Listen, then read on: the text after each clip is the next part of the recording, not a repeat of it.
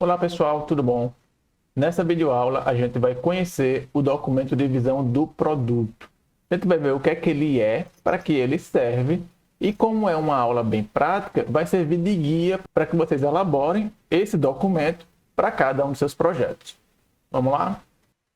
Para começar, o que é o documento de visão? Onde ele é utilizado? Documento de visão do produto, como o nome já sugere, ele dá uma visão ampla, ele dá uma visão geral sobre o produto a ser desenvolvido.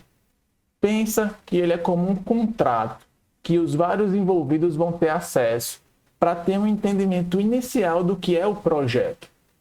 Esse é um documento que é relativo ao projeto, ao produto. Ele não é exatamente de desenvolvimento de software, certo? Ele não é técnico da nossa área. É um documento mais geral. Por isso, ele deve usar conceitos e uma linguagem no geral que não é tão técnica da nossa área. Tem que ser uma coisa relativamente acessível.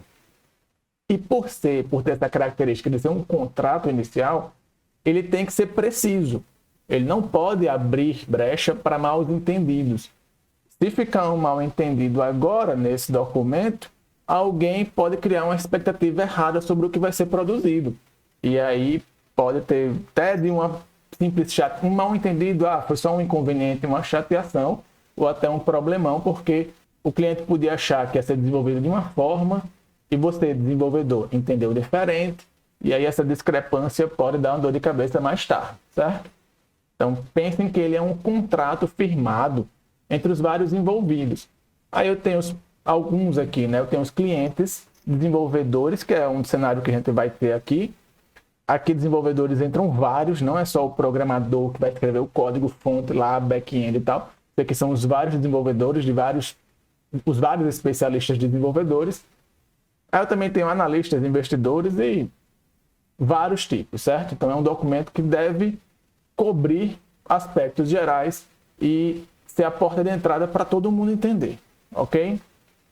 Uma característica super importante que a gente vai tentar praticar nesse semestre especialmente é que ele deve ser atualizado sempre, certo? Os produtos eles crescem, eles mudam, é comum na nossa área. Então, o documento tem que refletir o entendimento sobre o produto a todo tempo. Se o entendimento muda, o documento tem que mudar também para ficar de acordo.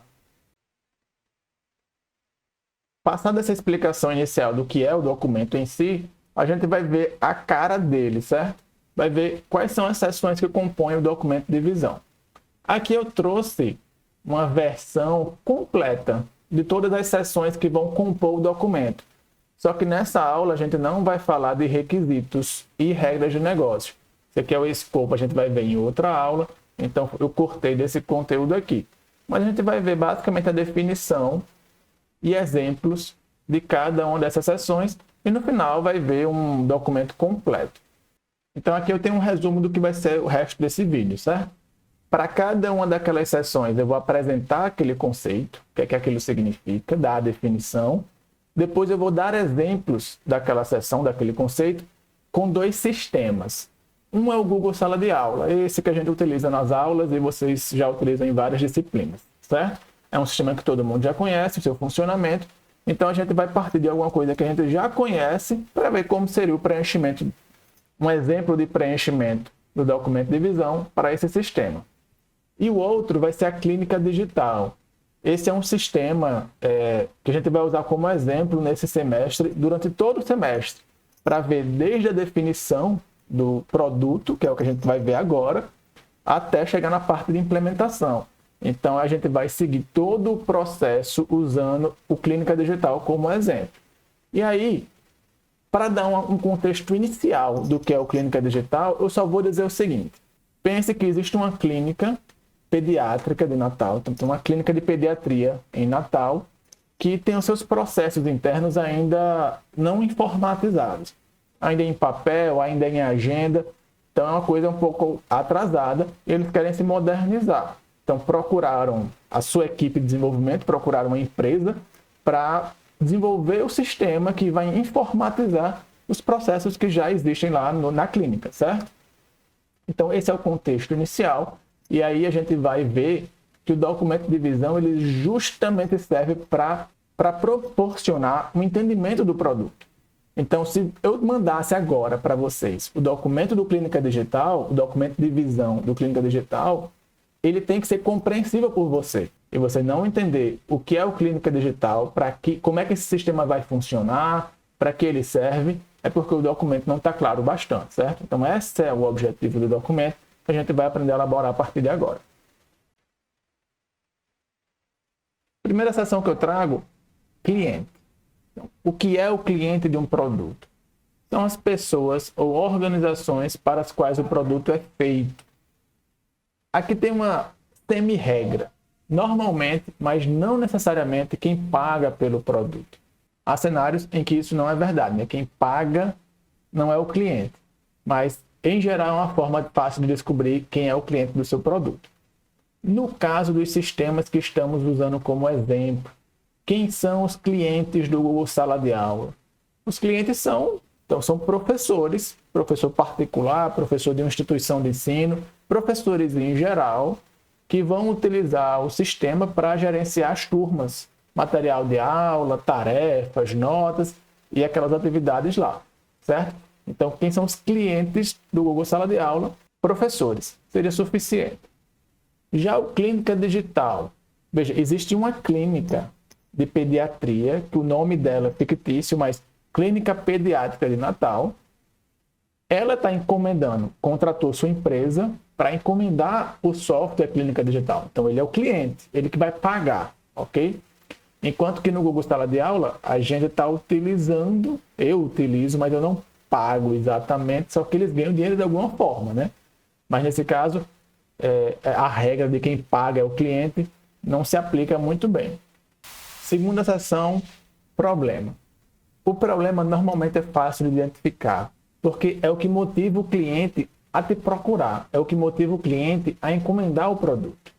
O cliente às vezes tem clareza sobre um aspecto que está dificultando o negócio dele, seja porque impede que ele lucre mais ou porque gere prejuízo, seja realmente um prejuízo financeiro, mas pode ser de imagem, de moral dos empregados. É alguma coisa que incomoda o cliente. É alguma coisa que ele olha e percebe, isso aqui está atrasando a gente, isso aqui poderia ser melhor. A dificuldade de documentar essa seção é em separar o que é o problema do que é a solução. No caso, a gente tem que documentar aqui somente o problema e evitar qualquer coisa que fale da solução. Aqui a gente não vai falar como resolve o problema, a gente vai falar só qual é o problema. Por exemplo, no Google Sala de Aula, eu tenho os professores. E os professores, às vezes, têm muitos materiais de aula que eles precisam manter organizados, que eles precisam divulgar para a turma. Esse é um problema. Então, o Google Sala de Aula está ali para facilitar a vida dos professores na gestão de materiais de aula. Um outro problema que os professores têm, e aí um pouco dos alunos também, é porque, normalmente, a gente tem que passar várias tarefas, atividades para os alunos fazerem. E todo mundo sabe que é muito importante que essa correção da atividade seja feita de forma rápida. Assim, logo depois que os alunos mandam as atividades, o professor corrige. E é importante que, além de corrigir rápido, ele devolva para os alunos também rapidamente. Então, esse tempo de pegar as atividades, submeter, corrigir, devolver, é super importante para o aprendizado do aluno. Normalmente, fazendo isso em papel ou em outras soluções, isso é demorado, consome muito tempo e tal. Então, esse é o problema. Qualquer solução que vai fazer com que o professor gaste menos tempo entre passar uma tarefa, corrigir e devolver, é vantajoso, é bom. E o Google Sala de Aula, a gente não vai entrar aqui na solução, mas ele vai ter algumas formas de resolver esse problema. Sobre o Clínica Digital, falei bem por cima, mas no documento a gente vai ver claramente que existem dois problemas. Um problema é que as agendas dos médicos, eles ainda organizam, os secretários organizam tudo no papel, em agenda de papel. E aí são vários médicos, vários secretários, e é normal as coisas ficarem bagunçadas. As anotações entre agendar uma consulta e cancelar uma consulta, e troca e remarca e tal, marcando e remarcando, e a agenda pode ficar um pouco bagunçada, dificulta o gerenciamento, e aí às vezes bate o horário, ou tem umas surpresas, é inconveniente. Então, nesse aspecto, um problema é a organização das agendas em papel. E aí isso às vezes dá uns problemas. Outro problema é que os prontuários dos pacientes, né? O médico atende o paciente, ele registra as informações no documento lá e tal. Isso também é em papel. E aí isso também causa demora. Eu tenho que ter toda uma sala de arquivo para guardar esses documentos. Então eu tenho questão de privacidade também, de legislação. Então, se tudo isso fosse informatizado, eu ganharia tempo, economizaria dinheiro em vários aspectos do processo. Então, existem esses dois problemas principais. E vejam que não é dito como vou resolver. Estou só identificando quais são os problemas. Escopo. Talvez a seção mais importante desse documento enquanto contrato e também a seção que é mais difícil da gente elaborar inicialmente. O que é o escopo de um produto? Essa seção ela vai delimitar as responsabilidades do produto. Vai determinar o que é que o produto faz e o que é que ele não faz, certo? E aí deve ser levado em consideração as expectativas e necessidades de várias partes interessadas. Não é só do cliente. Eu tenho que pensar no cliente, nos usuários, em outras partes interessadas que a gente não vai se detalhar aqui, certo? Então aqui em bastante destaque, define o que o produto faz e define o que o produto não faz. Quando eu digo o que o produto faz, eu estou permitindo que o cliente entenda, ele veja no documento se o produto lhe serve. Tá aqui a lista de coisas que o produto faz. O cliente vai dizer, é exatamente isso que eu quero. Beleza. E a lista de coisas que o produto não faz é importantíssima também para o desenvolvedor, para ele saber onde parar ou onde não entrar. Isso aqui vai determinar, vai satisfazer o cliente. Isso aqui vai satisfazer o desenvolvedor. Ele sabe que não é para gastar tempo fazendo alguma coisa que o desenvolvedor não quer. Sem contar que isso aqui gerencia as expectativas. Tendo essas duas seções, o cliente vai ler esse documento e vai saber, olha, o produto não vai fazer isso. Está lá uma cláusula. Não vai fazer. Sabendo que não vai fazer, ele não pode criar uma expectativa. Ele já sabe que não faz. Ele não tem assim, mas eu achava que vocês iam incluir isso porque eu entendi que era tudo junto. Então, tem que estar especificado, certo? Essa seção de escopo, ela é importantíssima para determinar essas expectativas de todo mundo. Só que ela é muito difícil de ser construída. A primeira versão já ser a versão final. É difícil ter um entendimento do todo no começo, certo? Então, faz parte, ela está evoluindo ao longo do tempo, mas, obviamente, que a primeira versão já tem que cobrir muitos aspectos, ok? Nos nossos exemplos, eu poderia dizer que o Google Sala de Aula, o que é que ele faz? Ele permite que professores gerenciem turmas, então, posso criar uma turma, remover uma turma, organizar uma turma.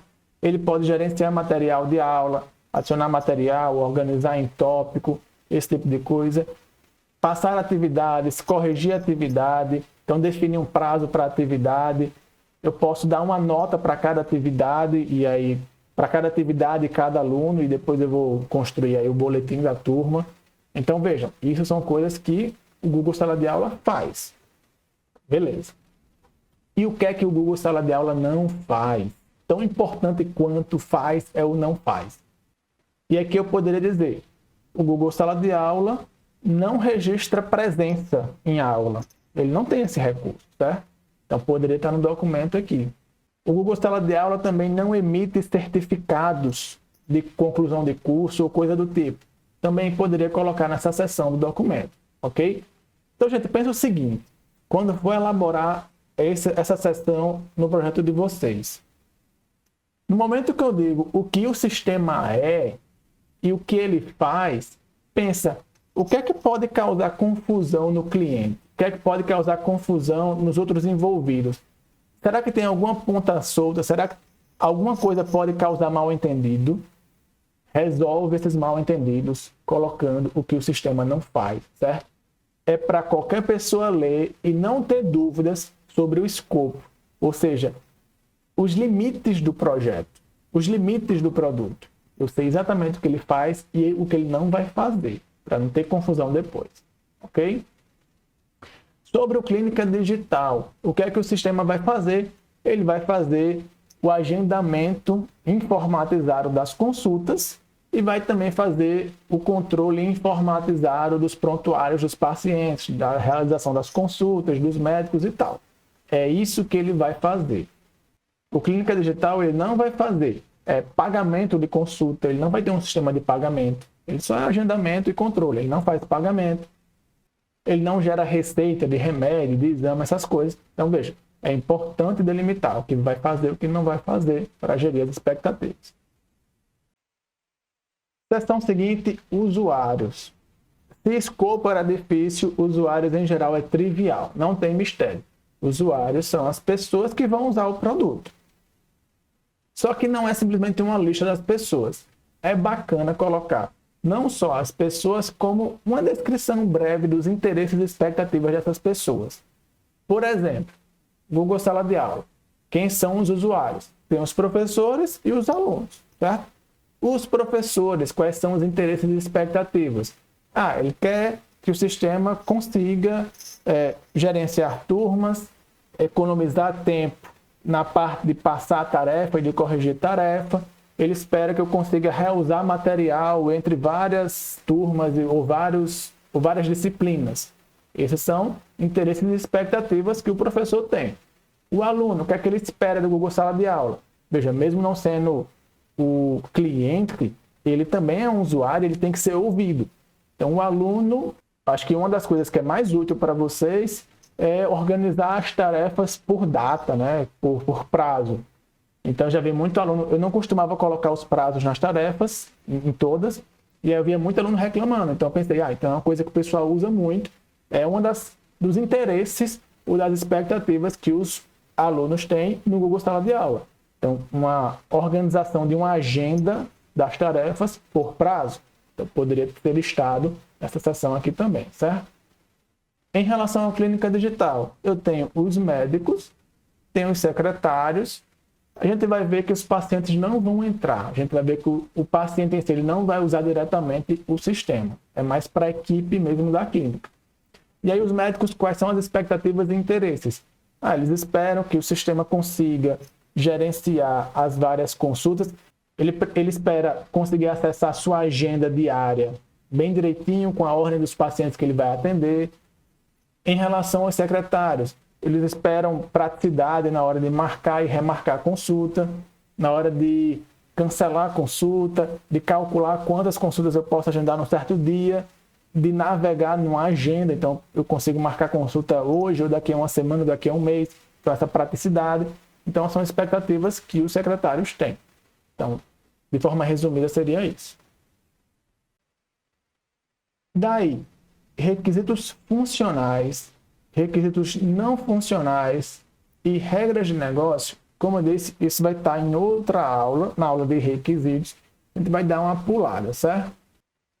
Glossário. Definição do glossário é simplesmente um dicionário que explica a terminologia e os conceitos relativos ao produto. Na outra videoaula até falei, né? Se for um produto que é acessível para qualquer pessoa, a clínica digital é um sistema de uma clínica de pediatria. Então, a maioria dos termos, paciente, o que é um paciente, o que é um médico, o que é um secretário, o que é uma consulta, o que é uma agenda, isso tudo é de conhecimento comum.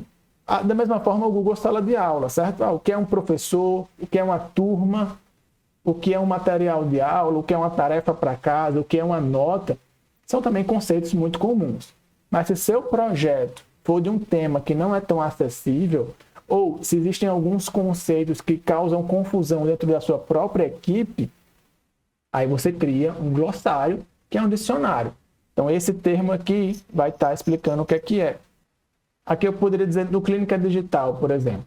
Tem um conceito lá que é faixa de horário, que é o intervalo em que eu posso marcar consultas. Então, é um termo que não é uma definição que não é assim, uma coisa senso comum. Então, eu posso colocar lá faixa de horário, o que é, explicar e tal, para que não crie, para que eu não tenha ambiguidade nos conceitos. Isso aqui é muito mais importante do que parece, certo? Às vezes acontece de você estar desenvolvendo um projeto e são semanas de desenvolvimento para depois você descobrir que fulano entende uma palavra, quando eu falo um certo conceito, ele entende de um jeito e ciclano entende de outro. E passaram-se semanas, cada um pensando diferente, achando que estavam fazendo coisas diferentes e era a mesma coisa. Então é importante que termos confusos fiquem bem explicadinhos no glossário para não causar esse tipo de confusão. E a última seção que eu vou apresentar, na verdade, é a primeira do documento, que é o resumo. Então, se o documento de visão do produto já é um documento que resume, que dá uma visão geral do que é o produto, a seção de resumo é o resumo do documento. É uma linha, 2 linhas, no máximo 3, para dizer o que é que aquele documento contém. No caso, você vai fazer uma descrição resumida do que é mais relevante. E para a gente, desenvolvedor, normalmente o que é relevante nesse início é quem é o cliente, qual é o problema e quais são os requisitos funcionais. Só que essa relevância muda a partir de quem está lendo o documento. Às vezes, para outras partes interessadas, outras seções são mais importantes. Então, não se preocupem tanto em preencher esse resumo não, ok? Isso é uma coisa que a gente também vai melhorando e trabalhando ao longo das semanas. E tanto que eu não vou nem entrar nos exemplos aqui, certo? Quando vocês tiverem o documento completo, já vocês podem depois acessar e ver como é que foi resumido esses documentos aqui. E aqui eu vou ter o documento de visão completo dos 2 sistemas que a gente está utilizando como referência. Esse aqui é o do Google Sala de Aula. Não vou passar por todo esse documento, porque foi basicamente o que eu fui explicando ao longo da aula, certo? Mas recomendo que vocês usem ele como referência para quando forem elaborar os documentos de visão do seu próprio projeto, ok? Então veja que é um documento de texto simples, com as seções, basicamente o que a gente passou. E aí, se uma seção é mais complexa, você organiza em subseções e assim por diante. Esse aqui é o do Google Sala de Aula e esse aqui é o do Clínica Digital. Então veja aqui, resumo, clientes, problema. Não economizem, certo? Na descrição. Muitas vezes vocês sabem o que preencher, mas está no lugar errado. Não se preocupe. Preencha, coloque para fora, coloque no papel, que depois, na orientação, no acompanhamento, a gente vai ajustando esse documento, certo? E é isso, gente. Relativa a essa videoaula, vocês têm uma tarefa, que é elaborar o documento de visão do produto do projeto de vocês. Só que no momento que eu estou gravando essa videoaula, vocês ainda não têm equipes formadas. No caso, na quinta-feira é o dia que a gente vai se reunir para discutir esse documento. Então, sabendo que o intervalo aí entre formar a equipe e a aula é relativamente curto, o que eu espero de vocês é um rascunho bem inicial, é bem uma coisa bem provisória, e aí eu vou ajudando vocês a elaborar esse produto. Sabendo que ao longo da semana vocês já vão estar trabalhando com o seu orientador para identificar problema, partes interessadas, solução e assim por diante. Então tem muita interseção do que vocês vão trabalhar ao longo da semana e que a gente vai ver em APO, ok? Então até quinta-feira a gente voltar a discutir esse documento, agora falando do projeto de cada um. Bom trabalho e até a próxima aula.